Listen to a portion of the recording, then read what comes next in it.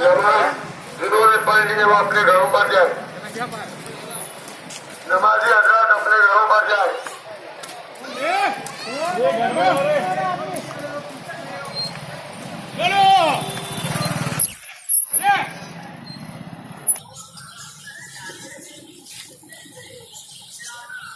बिना वजह रिश्ता गाड़ी लेकर रोड पर न निकले।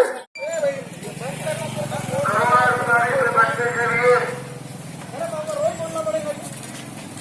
आप अपने परिवार से वो घरों में रखें। सुबह 6 से 4 बजे तक, शाम में 4 बजे तक।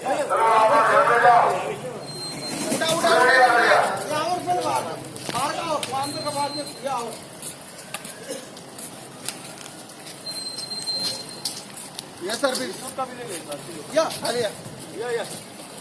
पुलिस आपके गलियों में घूम रही है। लिहाजा घर के अंदर बैठे हैं।